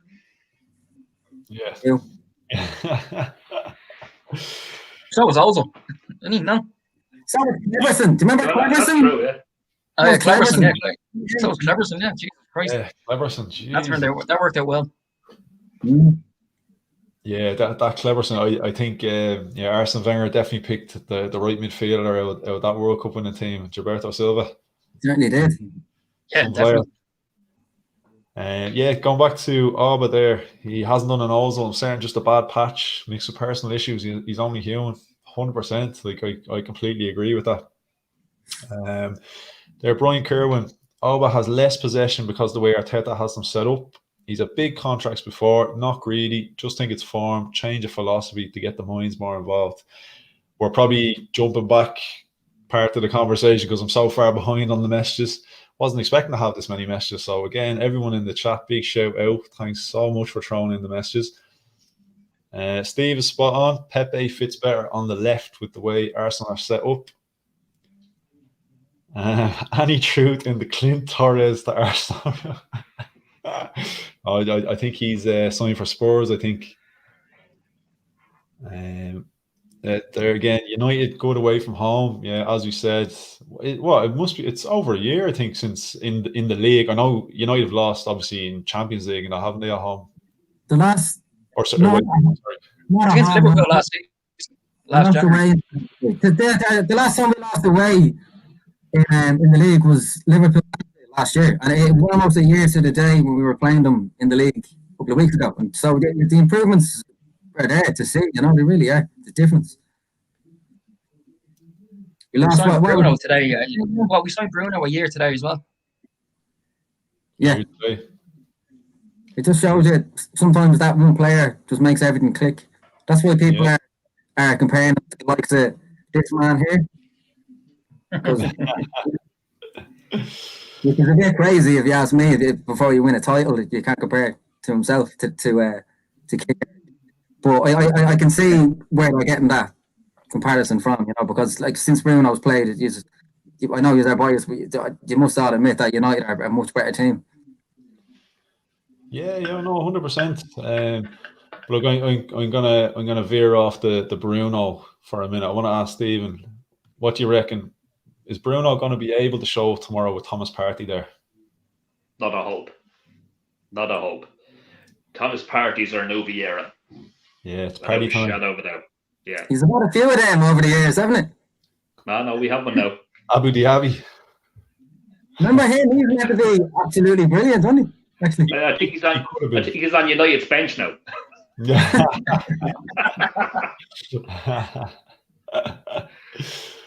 Injuries, injuries. Yeah, he was unfortunate. Do you know what? I think he partially got the Vieira tag because he was, tall, the exact same build. He had a bit of that kind of, that kind of gangly kind of movement about him. But yeah, look, absolutely destroyed by injuries. But I saw an interview, last year with Paul Pogba. He was asked the best players he's played with. He named Diaby as one of them. I don't know if you ever seen that. Yeah, I've heard a lot of players say that. I think it's one of those. I don't know whether it's a bit of a sentimental thing, with players. A player whose career was kind of destroyed by injuries. I don't know whether they kind of go, oh yeah, well look, I played with Fabregas and Santi Cazorla and Rosicky and all this, but no, Diaby was the best, because he never got on the pitch. Give him a little pat on the back. But yeah, no, I definitely think I'm hoping Partey. He went off against Southampton. It looked to me like it was only a bit of muscle cramp. Hopefully they just weren't going to chance their arm and say, no, we'll try let him run it off and then risk him missing out. So hopefully he sat out a while. Hopefully he's hungry tomorrow, because I think he was a key factor in us, getting the win the last time out against United. He was the best player. I was just going to say that. He was the best player on the pitch. 100%. They done that last time against Spurs. Remember he had a bit of a nig. Yeah. And they kept him on, and then he walked off the pitch and Spurs scored. Yeah. But, That was strange, wasn't it? I remember seeing that actually. That was yeah, strange. just walked straight off. And I think Harry Kane scored that time. Yeah, we all love Harry Kane, don't we? Yeah, we all love Harry Kane. The only thing we've agreed on, we all love Harry Kane. Yeah, but look, we'll before I start asking for predictions and lineups and stuff, bring back a little bit of nostalgia. There's been a couple of serious games back in the day. As an Arsenal fan, not always the most memorable. We have the 8-2, we have the 6-1. The famous 6-1, I think we had a backline of Igor Stepanovs, Oleg Luzhny. I think we had You finished second that year when you got hammered when you lost 6-1. Yeah. That's crazy. Look at some of the players in that squad. For me, the Henry goal against Barthez on the turn, I think we won that game 1-0, I think it was. Yeah. The 0-0, it's not often a 0-0 draw is a memorable game. I think it's more so that penalty that Ruud van Nistelrooy, off the crossbar. What's a Pizzagate? Pizzagate, that's the one. That was the year later, I think, wasn't it? Pizzagate, was it? It's not the same thing. Sure? No, was it? I'm starting to get confused here because I thought there was a Pizzagate involving Fabregas. I think that 0-0 wasn't it? Ashley Cole did something at full time. That 0-0 started your unbeaten run, and then United were the next team to beat us, and it was an Old Trafford that year. The next year, so we beat you 2-0. I think that was Pizzagate. I think you're right. Yeah. I think the 0-0 with the penalty. I think something happened at full time. I think was it Ashley Cole might have thrown. The players went fucking insane. Mark Young, Giggs, I think, got involved as well. Lumberg. Ashley Cole up in their face, man. It was disgraceful. Oh yeah, no. In fairness, no. I remember watching it and I was saying to myself, "Look, I admire the passion. Do you know what I mean? You don't see that anymore. Okay, highly unprofessional to do what they did, but if we could even get a glimpse of that tomorrow, I'd be happy." Earlier, though, you do miss that fire and passion in the game. You do miss it. You really do. 100%. Have you any other kind of classic games that we've missed out on there? Anything that springs to mind? When Van Persie scored that winner against you at Old Trafford and celebrated, that's great. I don't know who's Van Persie. Don't remember. He was just some small timer. I think he was. It done nothing with his career. Arsenal. Like, there was nobody else that I remember. Yeah, I will mention him. How about Steve? Don't mention the war.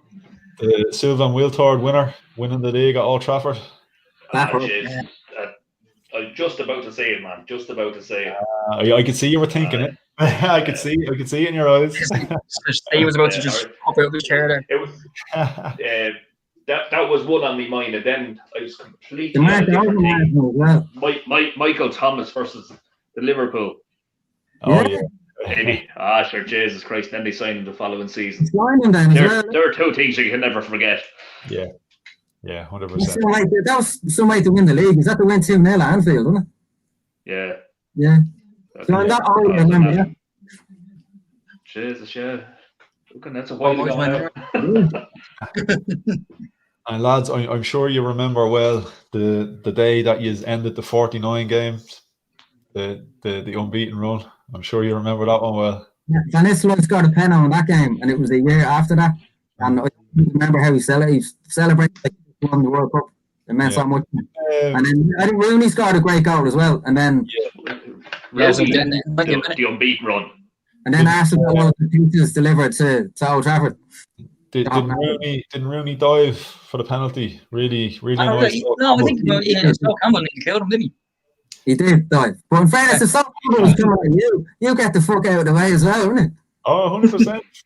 You don't get knocked out. He did. So yeah, look, we've done a few classic games, classic goals now. Standout goals for you. Do you remember that man's free kick in 93? That man's free kick in 93? Yeah. The cast on him and all. Yeah, no, I'm cheating here. I do have a list in front of me. I was doing a bit of research earlier, so I do have a list. I do have that one on my list. That was a serious goal, in fairness. Well, I mean, what a player, Cantona. I mean, growing up, right? Growing up, being an Arsenal fan, of course, but Cantona was definitely one of my favourite players, especially like from an opposition side. You just couldn't not appreciate how good Cantona was. Why he retired? He retired 30, was it? 30, yeah. He just played out on the top, you know. He was in 4 seasons. He won 4 leagues, FA Cups, 2 doubles. Yeah. So the only year he didn't win the league was when he was banned for kicking the flange, you know? Yeah, Jesus. Yeah. Madman. He started hanging up the seagulls. Yeah. Well, I guess later on, after he retired, we kind of got to see how eccentric he sort of was. So I guess the early retirement made a bit more sense. Do you follow him on Instagram, Carl, do you? You what? Do you follow Cantona on Instagram? Oh, he's fucking mental. He's a nutcase. He's great. He's like my favourite as a kid though from an opposition team was Ian Wright. He right, yeah. Yeah, he was. He's always been my favourite unit apart from Mustafi. He's every opposition fan. And Pascal Segan. Good man, Mr. G. Good man, Mr. G. Agree. Mr. Green, yeah. But definitely United scored, I think, was it 8 or 9 goals this whole season and 4 of them against United, as far as I know. Yeah. Well, look, I guess if only football mathematics worked that way, you know, when you kind of go, well, look, Sheffield scored 2, why can't we score 3? Because we beat Sheffield. Yeah. If only it was that simple. If only that's how it worked. We've kind of found that out the hard way. We beat United 1-0. We should beat Burnley. We lose 1-0 to Burnley. You know, unfortunately it's not that straightforward. I wish it was. And we beat Burnley. We like to use and we beat Burnley. You know, does it make sense? Exactly. Football mathematics it's all over the shop. It's like, you know, I'm mad into watching like the UFC and that, and you kind of go, you know, this guy beats a guy, so therefore he should beat the guy that, you know, the fella he just had beaten previously, and he loses to him, and you're going, that doesn't make sense, you know. Yeah, going back to those goals again, I'm gonna throw out another United goal. FA Cup 1999 semi-final. Giggsy. Oh, Ryan Giggs. That's my favourite goal ever, actually. Do you know that? It's a great goal. That's actually that's the best game I've ever seen. I haven't seen a better game. Cracker. Do you know what? I listened. This is going back to 99, right? For anyone might be a bit younger in the chats, I listened to that on the radio. That game, 99 on the radio, and I remember sitting at the top of the stairs. I actually remember this like it was yesterday. Sitting at the top of the stairs, and I think my dad was painting, and he's a big Arsenal fan as well. And we had the radio there, and I remember the Dennis Bergkamp penalty. And the pair of us, when we'd heard that he Michael saved it, and the two of us sat there, oh, it's not going to be our night tonight. And then that Ryan Giggs, and hearing the guy on the radio absolutely raving about this goal. And although I'm an Arsenal fan, I'm sitting there going, I need to see this goal. I need to check this out. And I mean, what a goal, and what a celebration. What a chest. Well, he didn't pass Giggs twice, did he? Right. Yeah. He more hair in the chest. It was some assist from Vieira, in fairness. You know, you can't leave that out. Well, that was the thing. Yeah. That's what started off. Like sloppy pass from Vieira across the field. Look, I'm gonna we go with Vieira, 97. You might remember this one, Stephen. I know. From the corner, Patrick Vieira. Now, debatable now. A bit of a touch of the Bukayo Saka's about this against Chelsea. Don't know, did he mean to cross the ball into the box, or did he mean to lob it over the goalkeeper? Doesn't matter. It doesn't. 100% doesn't fucking matter. As long as it hit the back of the net, that's all that matters. But no, good goal that was. Again, one of my favourites, the Henry goal, being marked by Dennis Irwin. Poor Dennis. Yeah, takes the ball up on the turn over Barthez. He could have been marked by the whole back four there, and he still would have got near him, in fairness. Yeah, 100%. You know what? The most recent goal I kind of came across, just from the few that I kind of looked out for, Alexis Sanchez had a decent one, 2005. Arshavin, 2009. Remember that one? Old Trafford. It's a kind of obscure one because I didn't remember myself until I saw it. I think we went and won that game as well. No, we didn't. I think we lost. I could be wrong now. Is that when Owen Hargreaves scored that free kick? And we won 2-1. No, we won that game 2-1. That was 2008. That was 2008. That's when it made. But we I won. never remember that, Anto. We won the league and the European Cup that year, do you know? Yeah, something that they don't know about. A Navy kit. The sort of Navy kit one. Actually, do you know what? I forgot the most important part about, you know, that Henry goal? The Henry where he took it on the turn. Do you remember the celebration? Do you know where? I'm still fucking crying. Do you remember that? It was the Budweiser ad. Went over to the crowd. Fucking brilliant. And you just don't get those moments anymore, especially obviously not now because there's no fans in the crowd. But and the fact that they're not supposed to be celebrating each other anymore as well. The government don't want them to celebrate goals anymore. Yeah, you're not allowed to celebrate goals. To me, that makes no sense. Like, you know, you're going shoulder to shoulder, you're tackling a guy, you're marking each other from corners, and you're not allowed to shake hands. Like, I know they say like, you're more chance of transmitting between a handshake, but it's fucking stupid. I know players are spitting all over the pitch, and then they're diving. They're probably rolling around the other guy's spit anyway. Do you know what I mean? So that makes sense to me at all. So a couple of predictions. I'm gonna get some predictions off you now in a couple of minutes. Probably United to win 2-1. Yeah, look, that's a man that knows some sense. No, he doesn't. Come on, Brian. In fairness, he makes the best teams lose to Burnley. Only the best teams lose to Burnley. Only the best teams. So yeah, look, I'll go around and we'll get a few predictions. Carl, I'll start with you. What are you saying? That's tough. I reckon. I'd probably go for a draw, but I reckon it'd be like 1 goal in it. But I can't really tell which one. Just depends on the day, doesn't it? Obviously, I want United to win, but it's just one of them games. You sound like you're not overly confident in a win, anyway. You're not that friend. A lot of times when I'm confident, we fucking lose. So you might need a lend of the tweezers after this to pick them. Those pieces of wood out your arse and sitting on that. And I reckon what? So I said 2-1 United. 2-1 United. That's fair. And just before I go to you, Aaron, the assembled there. What about Bergkamp Newcastle? Yeah, unreal goal. We were just going through just past goals from the United Arsenal fixtures, but without doubt, that's definitely my top 3 goals ever. It was just crazy. Like it's one of the most insane goals you'll ever see. I think there's no goal ever scored like that. His touch was absolutely ridiculous. It's just the fact that you just know he meant it. You know the way you get these goals and you say to yourself, "Wow, what a goal!" But you know, was he a bit lucky? Did he mean it? 100% he meant that. 100%.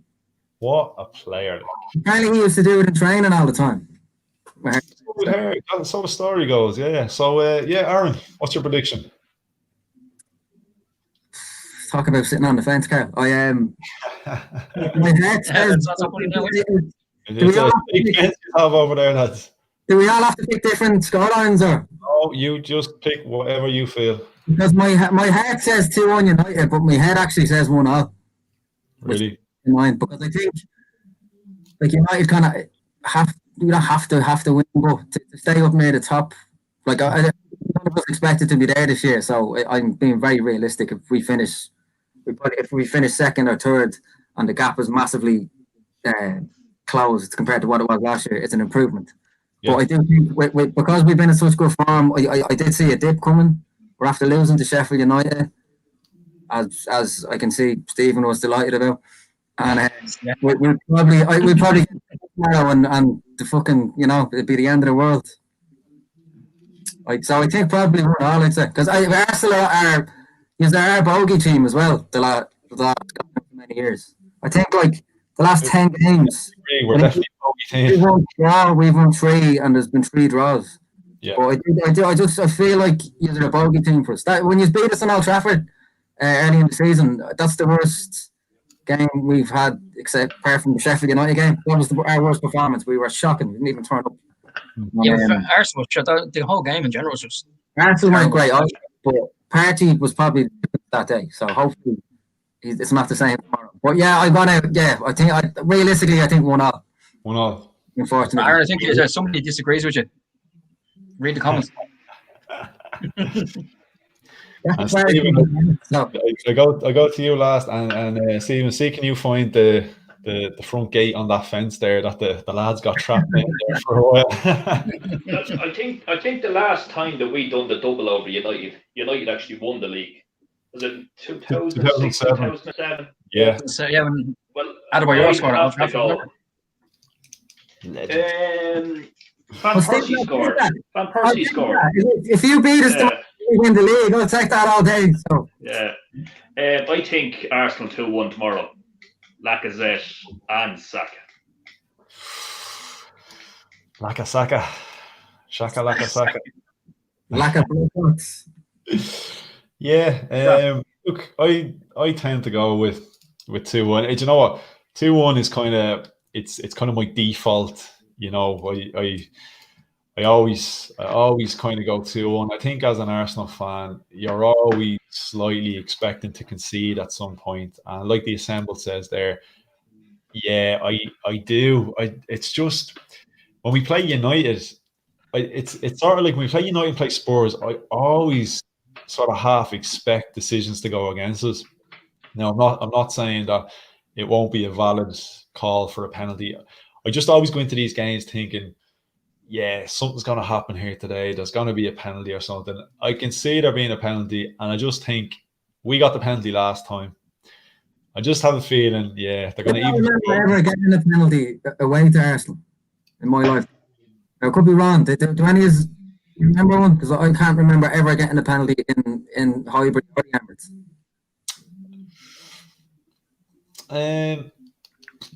Don't remember at all. When you ended our unbeaten run, were we? Old Trafford. Was it Old Trafford? Was it? Yeah. I tried to wipe that from me.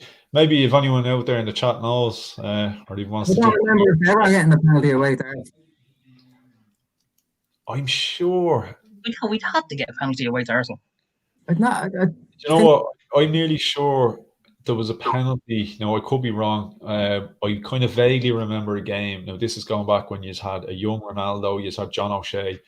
I think we were playing a Highbury. I'm nearly sure you might have got a penalty that day. That was we just scored. I think it finished 2-2. No, I could be wrong. I sort of vaguely remember there may or may not have been a penalty. I'm not 100%. Somebody, whoever's watching this needs to Google this. Well, let me try a 96th minute penalty tomorrow and it's 1-0. That's what I hope. Yeah, El Bruno. Well, there, I think Arsenal will get a penalty in this match. Hey, look, I hope so. I don't mind United getting a penalty. What does she know? Yeah, I don't mind United getting a penalty as long as I'm predicting 2-1. So as long as we're 2-0 up, we let United have a 94th-minute penalty, no problem. I'm happy with that. Thanks, very generous. Hey, I'm the host that always just keeps on giving. Bruno didn't get one in the last game. I think he's got credit of 2. Yeah, so he's got 2 penalty decisions stored in the bank. He has. I'll take that as well. Yeah. When you get penalties, you still have to stick them away. Well, look, he's what in the Premier League. He's got 5 out of 6, hasn't he? Yeah, he's had 3 mistakes, hasn't he? Who did he miss the one against? Again? Can't fucking remember. It was only 2 games in a row he missed penalties, wasn't it? Yeah, one was against Paris Saint-Germain and they had a retake or something. He scored it, do you remember? Yeah, but didn't he have a retake of it as well, though, and score it again? Did he have one in the league, a retake? Possibly, yeah. He had a retake. I think it was after the Paris Saint-Germain game as well. Yeah, I think didn't he have? It was nearly 2 penalties in a row. Yeah, because the keeper was Mo's off his mind. He also scores penalties from outside the box as well. I don't know if you noticed that. Yeah, he's working on them. Russ says, Michael Oliver reffing the match. Of course, United get a pen and Arsenal have players sent off. Yeah, look, David Luiz probably going to play and give away that penalty and get himself sent off. Wouldn't put it Score an past own him. goal. Look, come here, Jackie should be sent off every game. He should be booked 7-8 times a match. So, what? Yeah, well, like, this is actually, you sort of reminded me there. Like I was going to say earlier about the whole Xhaka thing. Look, this is going to probably throw up a whole other debate, and we'll be here another 45 minutes. I won't take up too much more time. We'll probably give another 5 minutes. Next time. But yeah, no, look, Xhaka and Partey. I made a video about this, so this is a shameless plug. Get on my YouTube channel, check out the video, give it a like, give it a subscribe, check it out. Xhaka Partey. I'm not even going to talk about it. I'm gonna let the people go onto the channel, watch the video for yourself, and it saves the lads on the panel the headache of having to listen to me recycle the same old shite all over again. So right, I'll just go through with the last couple of questions here. We've given our predictions. I don't think there's any point in going into lineups or anything like that. I think we just wait and see. Like, we have a couple of players we don't know. You know, you make a prediction and it could be even with Arteta. You're predicting, look, Pepe played well last week. He's probably going to play, and he'd probably stick Willian on. So I'm not even going to go down that route. Look, Beller and Louise in defence. We have a mistake, extremely vulnerable to a penalty. Don't forget Xhaka, as you said there, Aaron. There's a shout. Lack of the score for Arsenal. Rashford and Michael Oliver to score. Yeah, 100%. Question for the panel. Yeah, this is a great question right now. This is one I did have on the list, but no, I'm glad someone else asked it here. If you could buy one player from each other team, who would you pick? And pick a different player each. Partey. Thomas Partey. Partey. Yeah. That's the I think that the positions United need to strengthen in to really get to a top, like to where Liverpool and City are. Centre back, right wing, striker, and defensive midfielder. We need to replace Matic, and I think Thomas Partey is one of the best out there. So I definitely take him. I'm very surprised that United didn't go for Partey. I'm surprised nobody else went for Partey. I'm surprised Partey went to Arsenal. No, with all due respect and all, because I'm not playing his club and all, but I think I really thought he was going to go to one of the top teams in Europe, playing in Champions League and stuff like that, because he is that good. For that release clause of 45 million, now maybe that was the only thing that put people off, because, okay, nowadays when you look at a fee like 45 million, you're saying it's not an awful lot nowadays as fees go. Now, the catch was with that fee had to be paid in full, because La Liga rules you pay that, I think, to La Liga, and they distribute the fee out to the club. Whereas, say, for example, if it was Pepe, if his release was 72 million, I think Arsenal paying 20 odd million a season over 5 seasons. You can't do that with La Liga. That's the only thing I can think put people off Thomas Partey. I think his central midfield partner at Atletico Madrid, Saul Niguez. Niguez, you wanted him, didn't I think he's the best midfielder in Europe, apart from Boyne or someone like that. But I maybe, and this is like wishful thinking, but maybe United were thinking we'll go get him next year, the year after instead, or something. You wouldn't know. Like. Yeah, possibly. Well, look, maybe Partey's age as well, 27, but still good. We got a good 4 or 5 seasons out of him. I think it's money well spent. Carl, who are you taking, Carl? You can't have Partey because Aaron's already stolen. I know, I was going to say that, but we don't have many decent players, is there's not much to work with, is there? I'll probably take Saka, because he's young and you can see what he's done. He's only 19. He's quick. You can play him in different positions as well, like so. Yeah, 100%. Right, Stephen, who are you stealing from United? I'm just trying to think of players there that actually get into the Arsenal team. Yeah, it's a hard one, isn't it? Really is. I'm trying to think of players that would even take Willian spot on the bench. I can't. Yeah, I don't know. Probably Michael Oliver is it? Yeah, Michael Oliver. I don't know. Yeah, if we could take United's VAR assistant, that'd be handy. I'd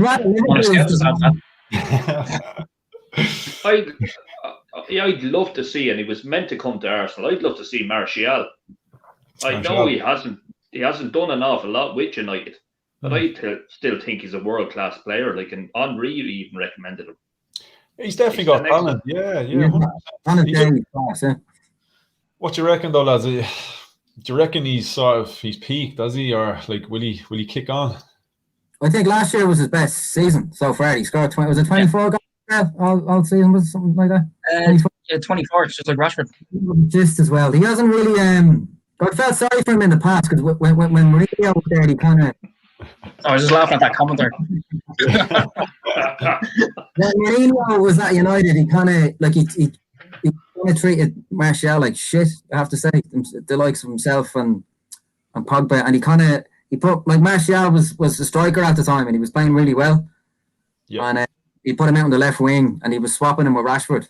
I don't know if you remember, one had started and the other one had come on and score. It was great. But at that time, Martial was getting into the France team, and then Alexis Sanchez. You remember him? He should not be.